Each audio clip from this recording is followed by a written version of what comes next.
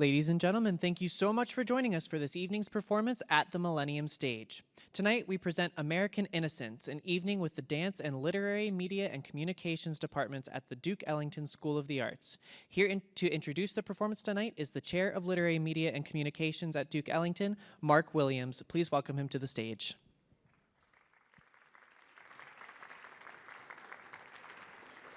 Good evening, ladies and gentlemen. The great Czech writer Milan Kundera writes,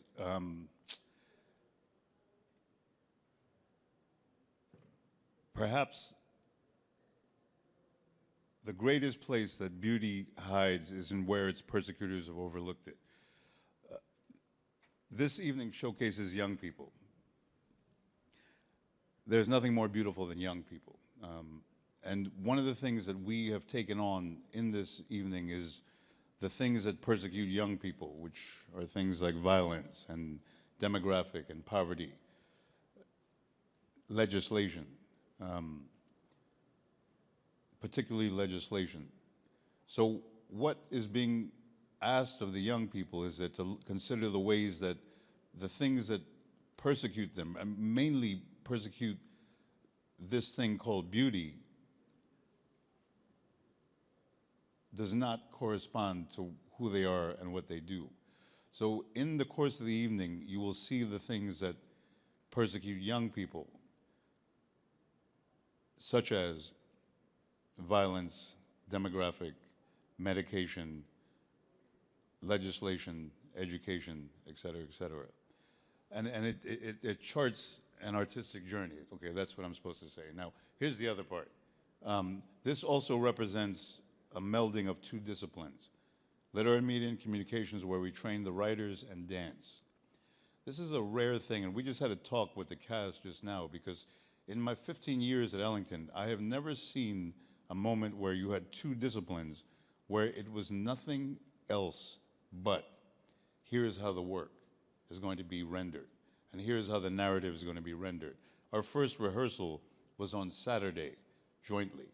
Why? Because perhaps the most powerful thing that these young people have learned in this process is that we do not know what we're going to present to you up until about 15 minutes ago. Why is that an important learning tool? Because life does not give you quick answers. And so what's been extraordinary is that this body of young people that is not bound by discipline, but is bound by story, and understands the urgency of story, have taken this story on and said, I'm going to name something that I'm not supposed to name as it pertains to the Kundera quote about how they're persecuted.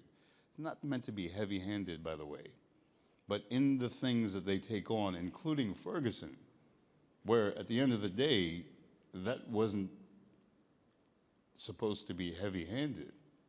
It was just a kid in a store, which could be any of these young people that land on the stage.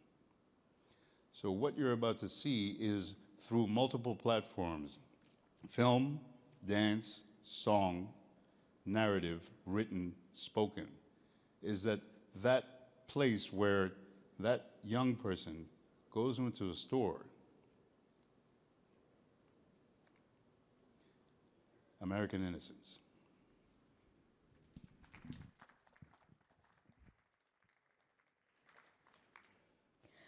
In my 10.5 out of 18 years of school, I have learned many things. Some of the things I'll never use again. This is a list of things I've learned in school.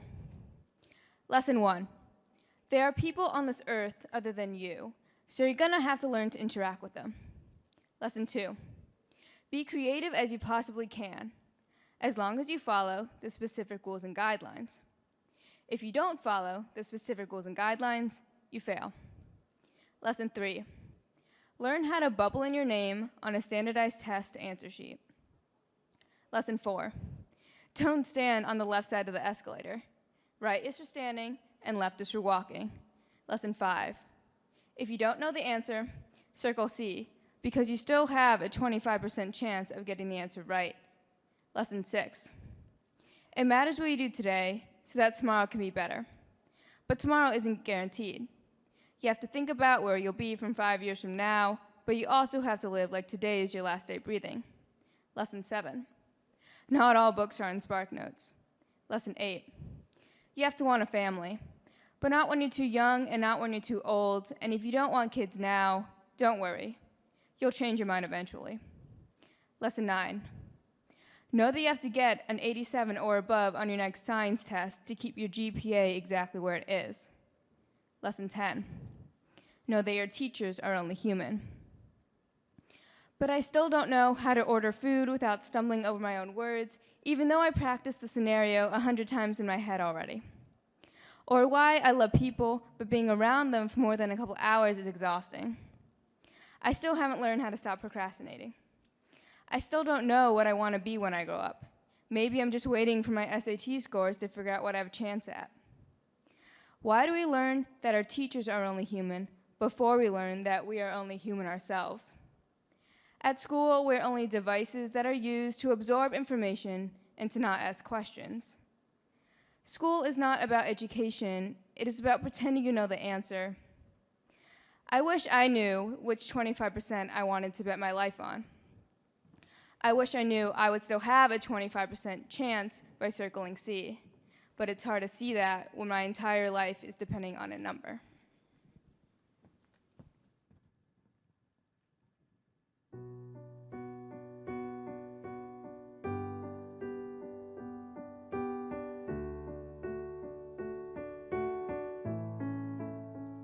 You've got the words to change a nation, but you're biting your tongue. You spent a lifetime stuck in silence, afraid you'll say something wrong. If no one ever hears it, how we gonna learn your song? So come on, come on, come on, come on. You've got a heart as loud as lions, so why let your voice be tamed? Maybe we're a little different, there's no need to be ashamed. You've got the light to fight the shadows, so stop hiding it away. Come on, come on. I wanna sing, I wanna shout, I wanna scream till the words dry out. So put it in all of the papers. I'm not afraid, they can read all about it, read all about it. Whoa, whoa, whoa, whoa.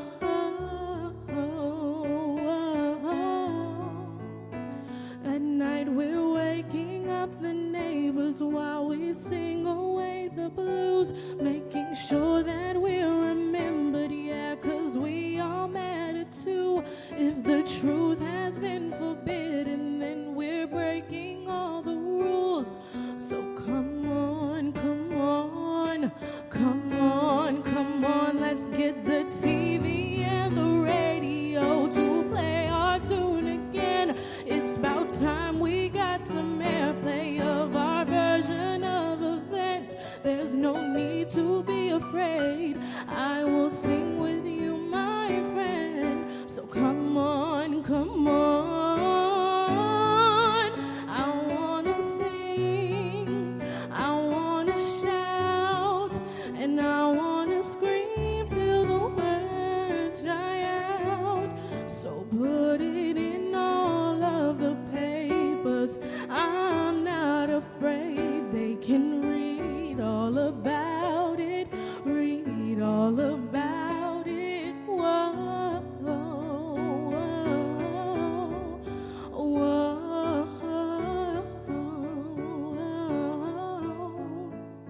Yeah, we're all wonderful, wonderful people. But when did we all get so fearful?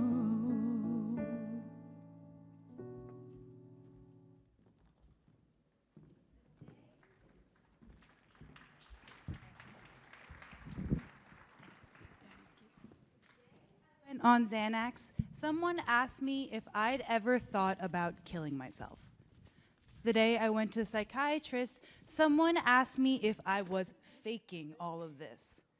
The day that I went on Prozac, someone said they were glad I was finally getting better because I had been bringing everyone else down. Do you rely heavily on drugs or alcohol? Sometimes. Do you eat? Sometimes. Do you sleep?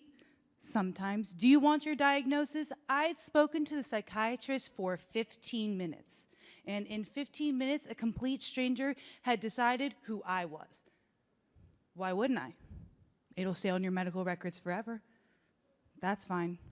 In 15 minutes, I got an answer, and after 11 years, I heard the words I'm pretty sure I already knew. Chronic depression. Not regular old depression, chronic. Long-lasting, reoccurring, difficult to eradicate. Depression that held my left hand as I learned to write cursive with my right. Depression that ate my second Pop-Tart on my first day of middle school. Depression that sat in the passenger seat as I learned to drive. Depression, my good friend, no, my best friend. At first, he'd stay home while I went to school, waiting for me to come home and play. But then he decided to tag along. I tried to ignore him. I worked hard, I made friends, I got straight A's. I moved too quickly and spoke too fast, trying to exclude him from my life. But the harder I pushed, the tighter he held on, until I stopped trying. And until he became the only thing that I wanted in my life. 2 weeks ago, I decided to stop taking my medicine. I made up some lame excuse saying that it clouded my head or hurt my stomach. I'd take the pill my mother left in the cap every morning because she knew if she didn't leave it out, there was no way I'd ever take it. I'd stick it under my tongue and wait for her to walk away and then spit it out. And it started becoming a game. Where is the weirdest place I can hide a pill? In the couch, in the cabinet, in the pages of old dictionaries between microwave and midday, little pills littered around my house curing spiders and mice of their crippling depression. I underdosed on Prozac, overdosed on Adderall, not eating, not sleeping, but by my definition of happy, I was happy. I am happy because I do what I want. Because I don't take my pills and I don't sleep, I am happy. Because I don't eat or binge and purge, I am happy because I have control. And yet, my good friend still stands next to me, and I've never needed him more in my life than I do now. The first time I saw my father was on the 11 o'clock news. My mother looked at me and said, "Girl, look at your father." However, the judge said otherwise. Damn, 54 years? I remember filling out my financial aid for college. I peeped the question asking if my father was a convicted felon. 50 more years to go, and I heard the phone ring. I couldn't believe I was hearing his voice for the first time. Hello? You see, I just tried to find a situation that would justify your actions. Mom played dad as you were out raising other women's kids. We didn't deserve that. You were the best player in hide and go seek that I ever seen. I wish I could have had you as a kid so we could have did more things that fathers and daughters did. Playing double dutch with my emotions, you see, I tripped a long time ago. I'm just now getting untangled. For me, for my mother. I watched the promises crawl out of your hands and believe that our Father who art in heaven wasn't alive like my daddy on earth. I'm not like him. I'll never even know if you meant to have me in the first place. I watched you and learned how to keep all the emotions inside, how to keep myself to myself, and I let the memories pass. Sometimes I blamed you for me, always thinking that everything was my fault. I blamed you for every guy who never really wanted me, but always disguised it with the word love. And the day you told my mother you didn't care whether or not you ever hear from me again, I saw honesty in your eyes, and it scared the vulnerability out of me. And shit, I haven't even seen you since. Some man, right?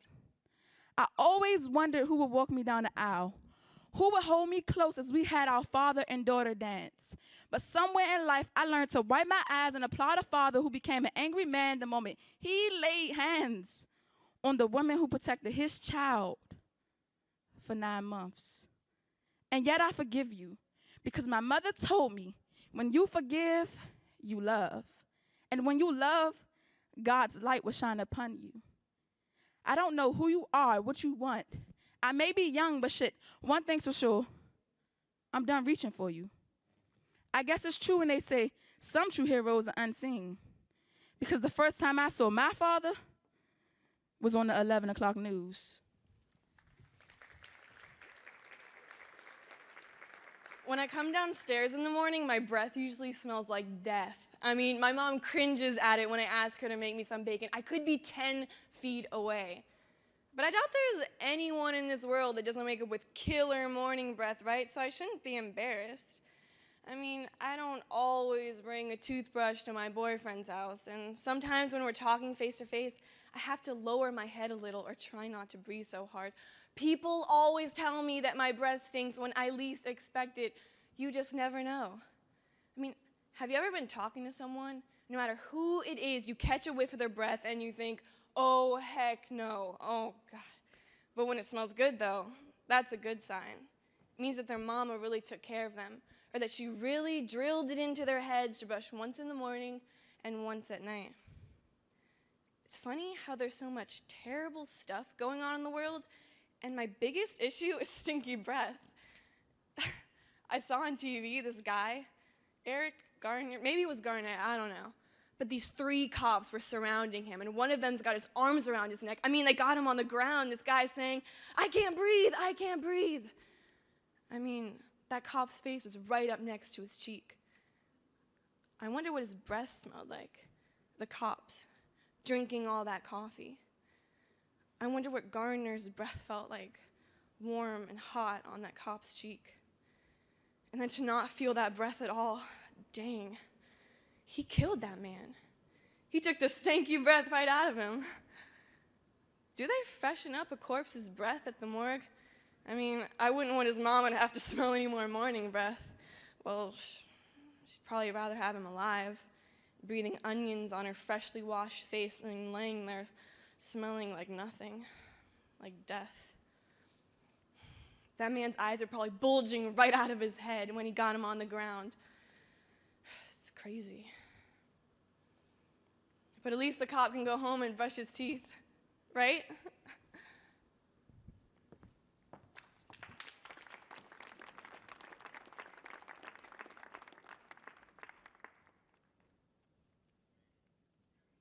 Hello, my name is Tarek Sadek. Now, I don't know what racism looks like to you all, but this is what racism looks like to me. Clark, what are you doing? Just relax, Ellen. This is so dangerous. We have no business being in an area like this. Well, look at it this way, honey. This is a part of America we never get to see. That's good. No, that's bad. I mean, we can't close our eyes to the plight of the cities. Kids, you noticing all this plight? This will just make us appreciate what we have. Roll them up.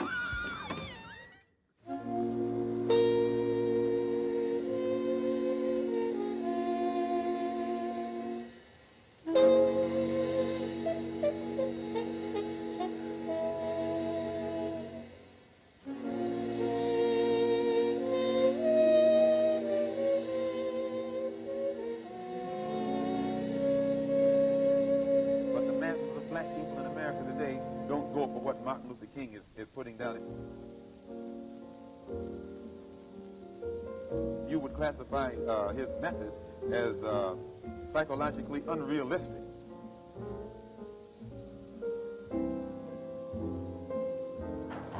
When black people who are being deprived of their citizenship, not only of their civil rights, but their human rights, become impatient, become fed up, don't want to wait any longer, then they say that's emotion.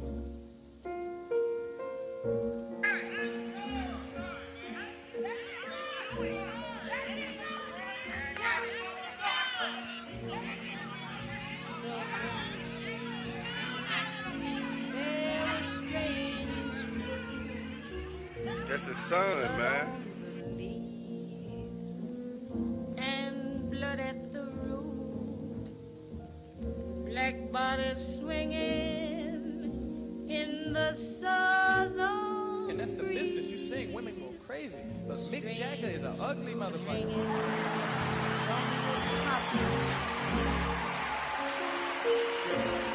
With big ass lips. Mick Jagger's lips so big, black people be going, you got some big ass lips. Pastoral scene of the gallant South. The bulging eyes and the twisted. The Constitution was written in some way or other. It must have excluded those of us who were slaves at that time. Sweet and fresh. Then the sudden smell of burning flesh. Here is a fruit for the crows to pluck, for the rain to gather, for the wind to suck, for the sun to rise, for the tree to drop. Traded in the bloodhounds for police Here dogs, is a and they're still doing the same thing. strange and bitter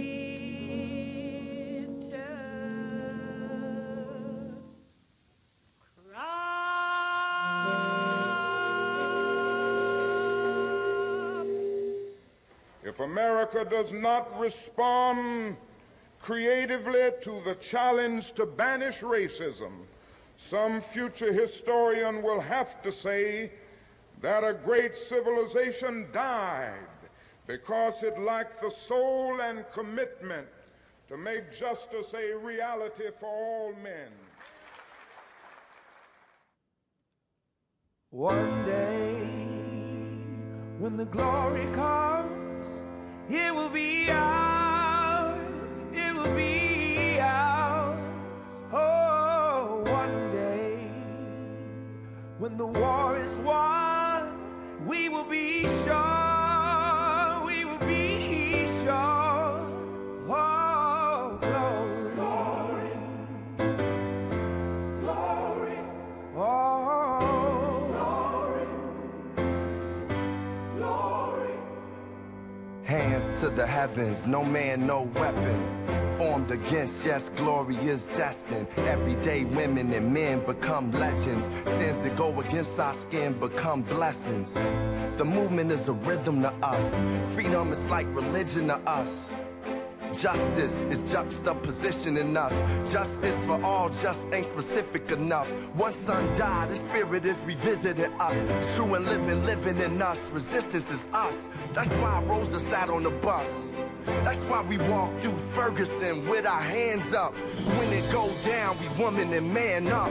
They say stay down, and we stand up. Shots be on the ground, the camera panned up. King pointed to the mountaintop, and we ran up. One day, when the glory comes, it will be ours, it will be ours.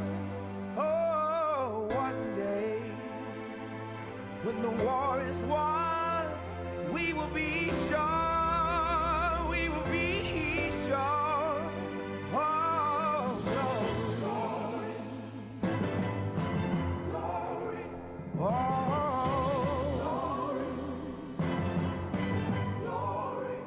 Now the war is not over, victory isn't won, but we'll fight on to the finish, and then when it's all done, we'll cry glory, oh glory, oh.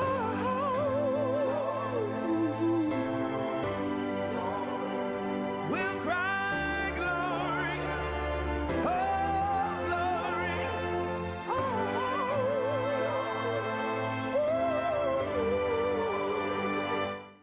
This was a love poem. My love poem is for the children of the future waiting to exhale clean air, recycling a history that's tired of being repeated. This is for the kids too young to have seen King, but still live his dream. For the white kids with black friends, 'cause laughter knows no color code. This is is for the Latino kids, wanting to be more than undermined, more than the perverts you see them to be, more than crossing the border and being just another pregnant teen. Wear your heritage and pride like it's the only thing holding your struggles from bursting. Speak your native tongue like we in the back country. Use the roof of your mouth to roll off those racist remarks. Use your heart that is embroidered with tradition. No, they won't wait to be stories you read as headlines, a demographic, but a human being. Your sanctimony for America does not go unappreciated. This is for the abused woman who loved a man for the strength he exuded in his wrists, but always flinched when he brushed her hair out of her face. For me, still resonating in the timelessness of this moment of basking in the pride of undressing myself here to you upon this inclined plane of a dream I have yet to fully grasp. This is a public service announcement. There is hope. Even if you have run out of things to believe in, there is hope. Even in every stroke of every pen, every grip in someone's fingertips, in a newborn, in a dying spirit, in a waving flag, in an education, in a diploma, in clasped palms, there is hope.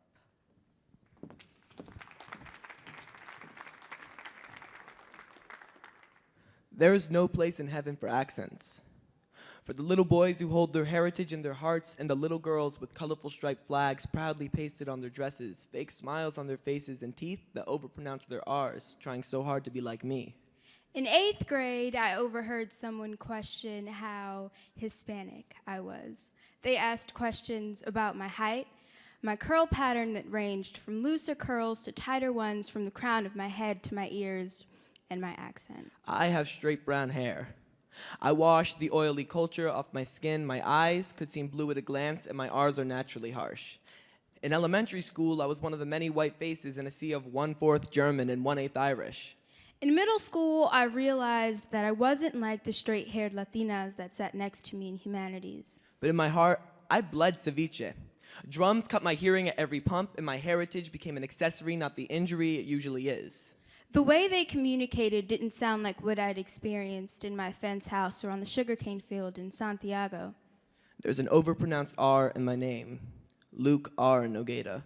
Yo no sabía que ella era hispana, they said. I didn't know she was Hispanic. I didn't know he was Hispanic. I knew that they acknowledged my differences, though, but weren't impressed by them. The boys, too, asked questions.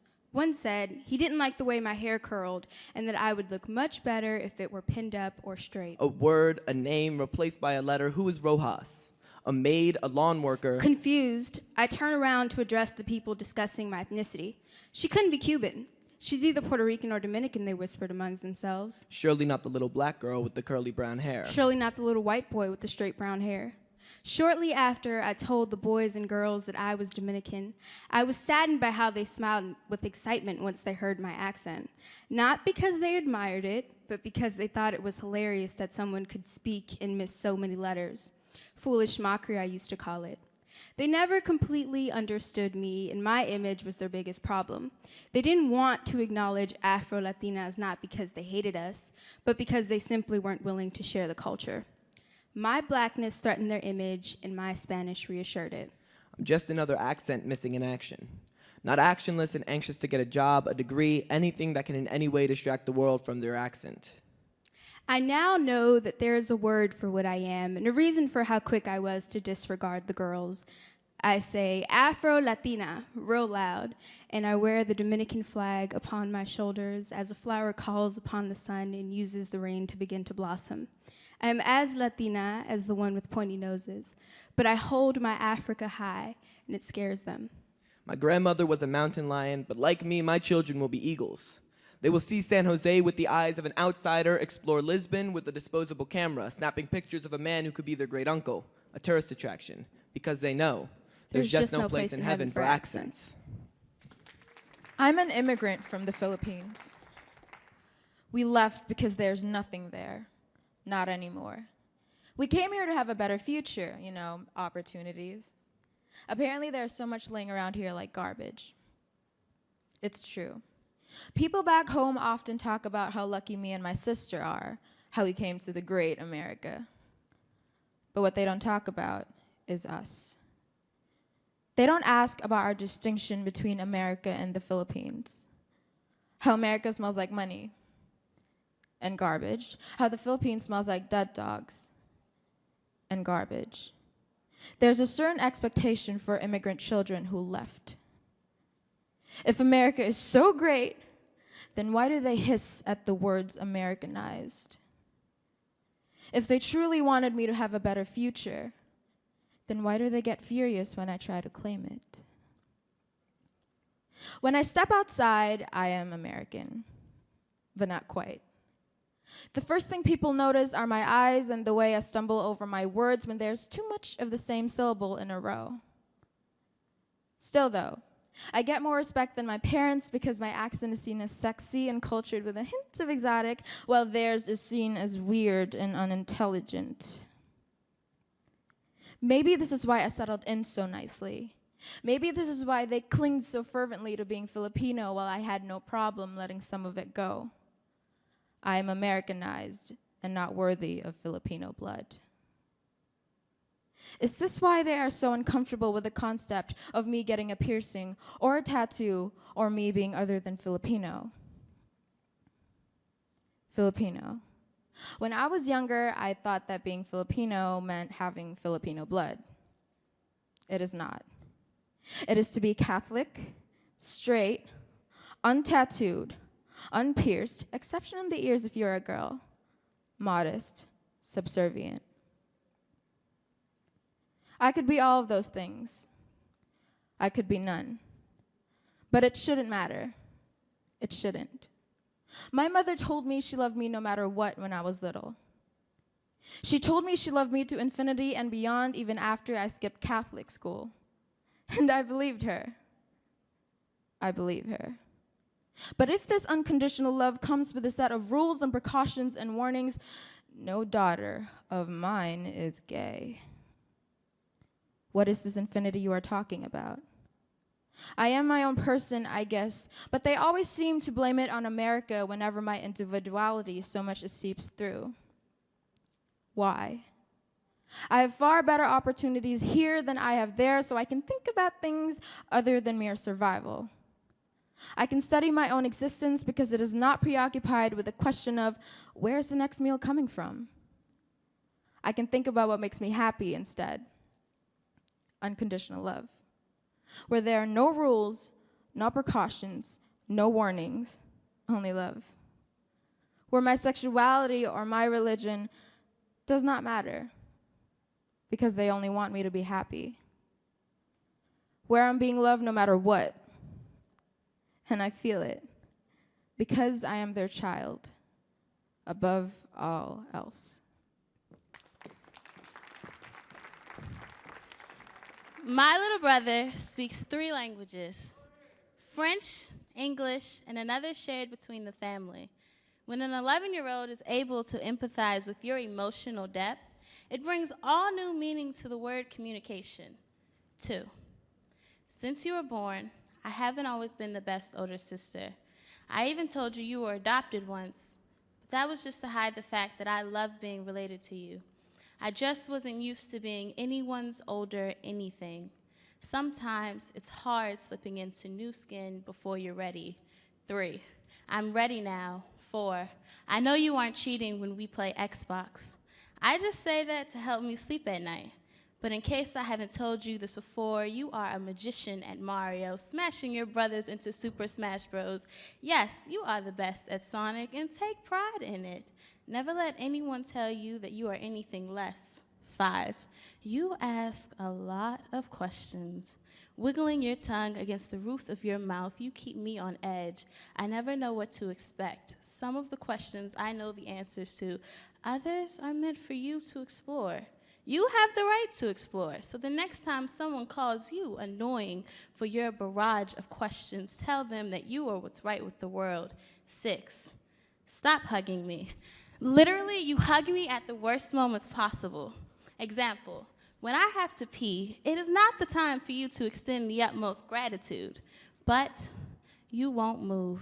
Your arms stretched, surrendering to the wars I carried on my neck. You opened yourself to love and to hold every ounce of reticence running through my bones. I was just going to the bathroom, but somehow you knew that I was having a rough day and was about to cry in there. 7. I've never told you this, but when you laugh, the way your eyelids curl resting on cheekbones and chapped lips makes me feel new again. 8. I'm jealous of your skin because God took his time on you. The world may not be ready for your shade of resilience, Ash. They may say that you don't fit into what their expectations of what a black man should be. Ignore them. Remember that you are a human being in D.C., Texas, and Florida, and every subway station and suspicious BMW you ride in. The world may not be filled with your kind of love, but don't let them rob you of it. 9. There comes a time in every man's life where their body becomes a stranger to them, where things begin to work or stop working. Anatomy is divine, Ash. Don't do what I did. Ask the questions, but not to me. Please remember that I love you, but when considering that I am your older sister and you are my younger brother, there are certain aspects of you I'd rather stray away from. 10. When our parents started working later, the hours passing slow and often painful, you came into my room, skipping over 2 of our older siblings to ask me to make you dinner. When I did, you told me I was like your second mom. You will never realize how much that means to me. 11, never stop hugging me. 12, you encompass everything I've ever wanted for myself. Thank you for being the poetry when I thought all of it had already been written.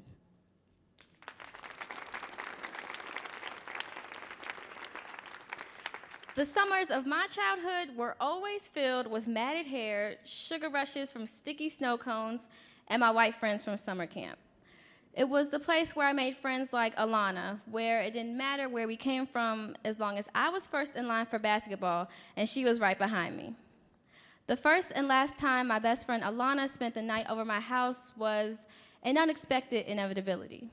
With curly blonde hair and a freckled face, she had a passion for friendship bracelets. I don't recall most of what happened. We probably made cake in my Easy Bake Oven and argued over which Jonas brother was the cutest. But before she came up to my room and marveled at my blue and green walls, her mother expressed her concerns about where her head would be laying that evening. Our parents were exchanging small talk. I was peering over the banister containing my excitement when her mom stepped up closer to my dad, asking, "In this urban neighborhood, is it safe?" My father reassured her thoughts, and Alana's mom left her behind to return to her safe neighborhood. My ears have always heard urban coincide with black, the hood, the ghetto, the inner city. Though I may have lived in all of those places, I have never understood what the term means, but have witnessed firsthand what it does. With 3 dimensions, those that see urban see 3 groups: the pregnant, the murdered, and the incarcerated. Flash forward to my AP history class sitting by a Jewish boy. With curly blonde hair and freckles across his face, he described the contrast in his sets of friends. He was telling the class a story of his good old suburban friends that lived far out in Maryland and weren't really exposed to urban culture, that they were one-dimensional American teenagers. I used to wonder how many dimensions the word urban has. It was as though urban was a condition, not a community. Google has a nicer way of saying these things. Their second definition of urban is denoting popular black culture in general. The term groups individuals together and draws wrongful boundary lines through our homes. Urban is supposed to describe the population density of a location while factoring in economics and the amount of buildings it holds. But instead, it forces a person to carry 3 images.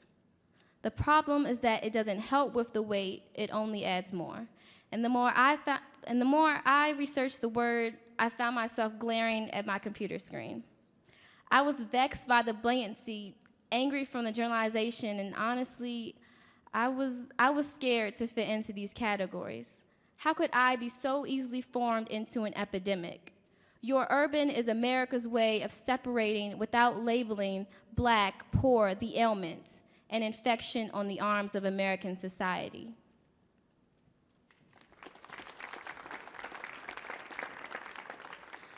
The first time I saw my father cry was when I told him I was atheist. I remember the way he looked at me, the missing me already in his eyes. I remember him covering his face. He didn't want me to see him cry any more than I did. That's what kills me about not believing. And yet I can't believe. This is a God who lives for praise, claims to be perfect, but gets jealous regardless, and kills hundreds of thousands of people because they sinned like people are supposed to. He says he loves everyone, yet gay people are sinners and only believers will go to heaven. Whatever happened to human rights? Whatever happened to that everlasting love and acceptance, the open arms that held every leper and forgotten child? While he forces me to go to church in the hopes I won't be brainwashed by opinions different from his own, my feminist liberal friends are ranting about the white Republican men of the world and how every one of them is an elitist jackass. I listen to them and I want to jump to his defense, but I can't. Because he represents the very thing that my friends hate: the white man. The reason we're fighting for basic human rights in the first place. This man, my father. Once when I was little, I was taking care of some silkworms. They only eat milkweed, but when I got home from school one day to see my dad standing proudly by the cage saying, "I got them some food," I looked and it wasn't milkweed. When I told him that the silkworms don't eat anything but that, he smiled, shook his forehead, and said, "Oh bother," like he does whenever he makes a mistake. But as he took the plant out of the cage, I could see in his eyes that he thought he'd let me down. I think about it sometimes, how much like a child he was, standing there, proud of what he'd done for me, only to be told he'd done it wrong. This man who tells jokes about how I'll be an old cat lady, and when he thinks no one is listening, mutters "that's what she said" under his breath. He's my funny man, the laugh when I need it, the deflation of my head when I start floating, the voice of reason and logic. And he is accused by people like my friends of being a sexist, racist, elitist bigot because of the color of his skin and the gender he was born to. He's not a sexist, racist, elitist bigot. And yet, I try not to be mad at him. I try not to ask myself, why can't he be that cool Democrat dad who says you can't smoke weed until after the SATs, the kind of father who feminist teenage girls like because he scolds his son when he objectifies women. Sometimes I wish he was different, but then I realize that he is kind and supportive and funny because of what he believes, and I wouldn't lose any of that for the world. One of the main beliefs of Christianity is that God loves everyone, no matter who you are. Even if you are gay or racist or a non-believer, he still loves you because he created you. I know my dad believes that.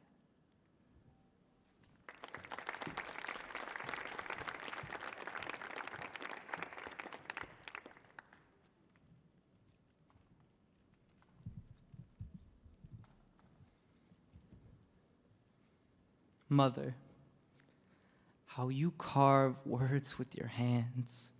You taught me that remembering is all about the thumbs while forgetting takes a middle finger. You taught me that I hold the sun in my hands, that I can make it set and rise as I wish, but I can't make my father and my mother closer than my forehead and my chin. That's just the way it is. You point out to me the highway and hurricane were similar. So every time I touch I-95, I'm pouring water out the car window because you taught me that I am as glorious as a natural disaster, that I give birth to trees and leaves hang from my fingertips. I noticed that birth and oven were similar. So I guess that's why we compare pregnant women to kitchen appliances. Mother, how you carve a world with your hands. You taught me that poetry's a lot like dancing. You have to trip and fall and get back up and it means something, right? You taught me that sex is a lot like shaving. You have to do it over and over and over until you get it right, and I'm still trying to get the hang of it. You aren't just deaf. You're a magician pulling flowers to my nose. When I was 6 months old, you gave me a rocket ship. You taught me how to fly it, and I haven't come down since. I'm in the stratosphere. And up here, it gets so hard to breathe sometimes. And you told me, Edward, it's not in your lungs. Pull your arms to your chest and push them away and drown in all the life I gave you. Don't you ever forget to breathe. And one day, I couldn't get out of bed. And you offered the most fitting way to say depression, because my heart is a paper box that sinks inside my refrigerator chest every time I have to exist. Mother, how you hold a language within your hands. It's funny because it looks like we're playing charades at the strangest times, in the car or the middle of the hallway. Now I'm singing with two voices at the same time, and everyone is hearing me. I can kill a man without opening my mouth. I can bleed him out without making a sound. I can make someone fall in love across a crowded room and keep it a secret. I am devastating. You gave that to me. I hold a language within my hands, and I haven't had to stop for breath since.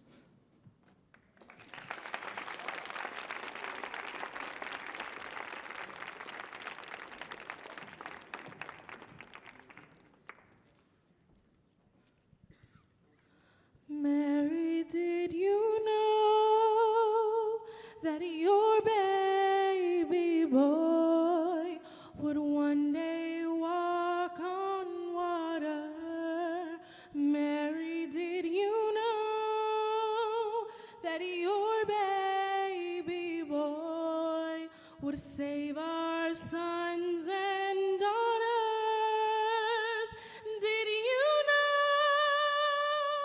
that your baby boy has come to make you new?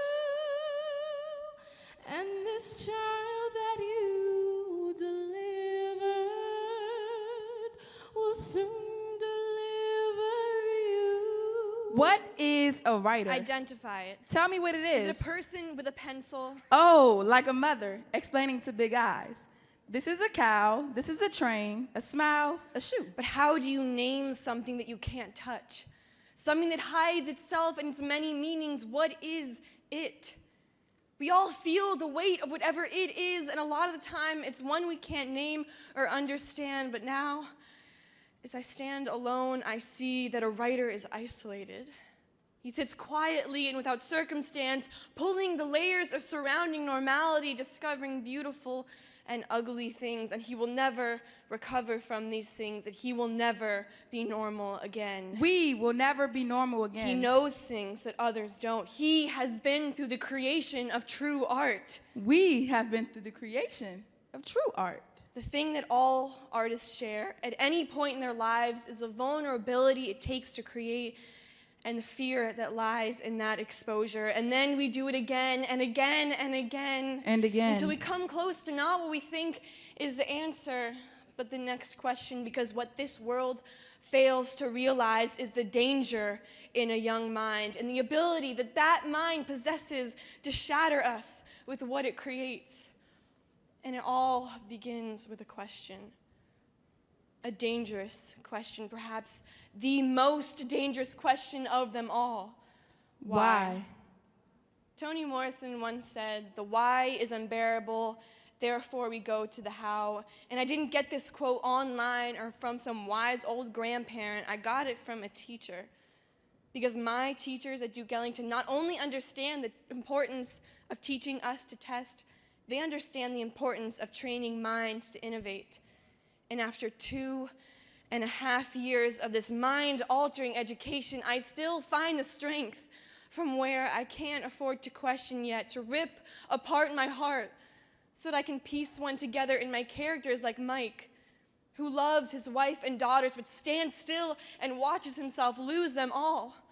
Or Yasmin, who loves a man but hides from love's danger. I haven't always known where these people hide. I think I'm only discovering where they hide as I say this, but they are there, and they are waiting. My life is like a loaded gun, waiting for someone to use me, waiting to be pointed into any direction. My reflection is silver bullet clean. I want to be great. I want to be great. I want to be better than the part-time dreamer that they say we are, because today is someday. So I'm crawling out of miseries like Sundays. I am aimlessly searching for that energy-built stage I'll soon one day own. I know, because we are all bigger than this. Life we live is too short a stain that seems as though times misbehaves, sneaks into our dreams, and sneaks minutes out of our sleep. I don't want to close my eyes. I want to meet my moment cocked and ready for foes and those who claim that this isn't me. I am whoever I want to be. And this goes to the girls who want to build and break and rule, and to the guys who want to sing and act and dance and move. To anyone in between. Shouldn't we reflect the sun? Shouldn't mom and dad smell of opportunity, conquer and won? Shouldn't we walk the halls we built with confidence, with words like, baby, go play and dream and learn? I got this. We got this, because we are young writers, and I didn't choose my mind or my heart or how fast these thoughts are bouncing around inside my head, but I did choose to write.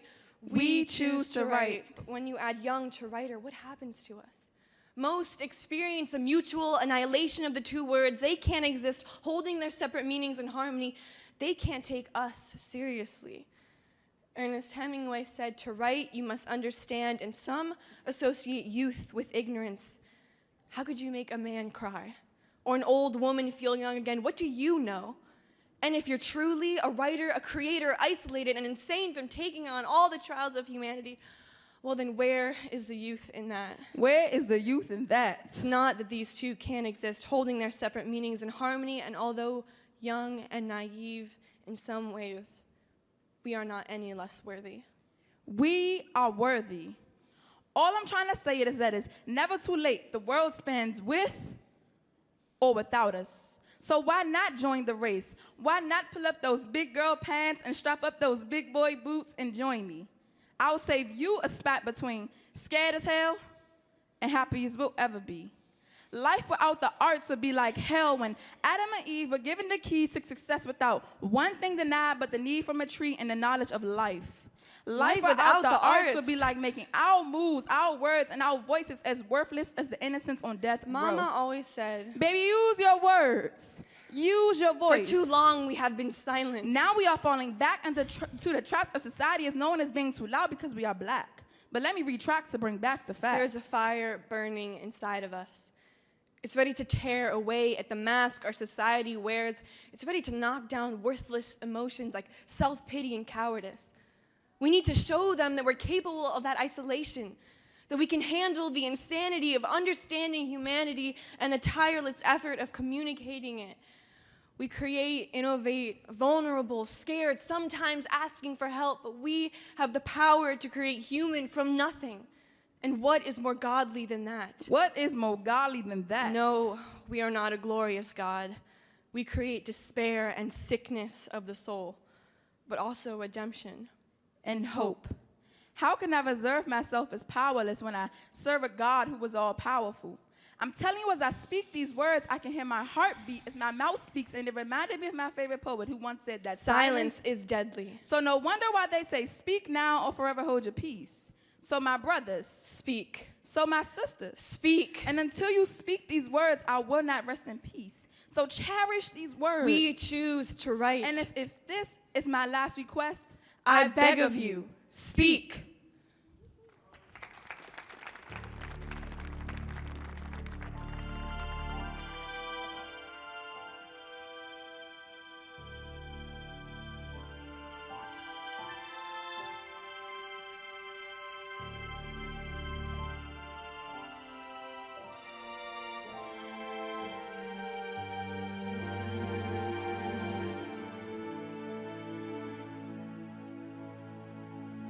Man.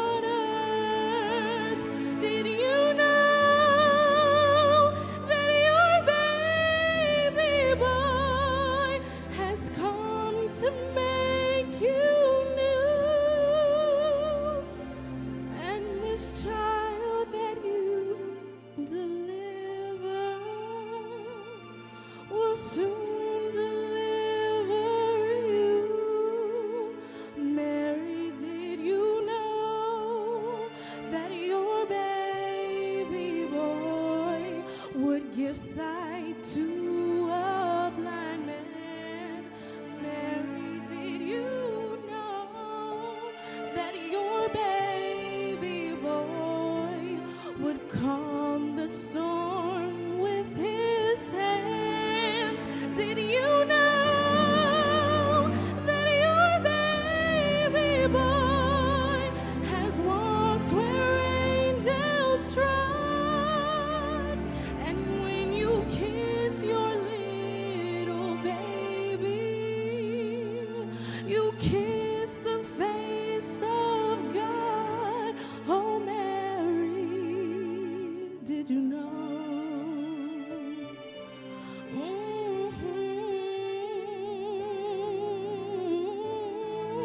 Mary, did you know?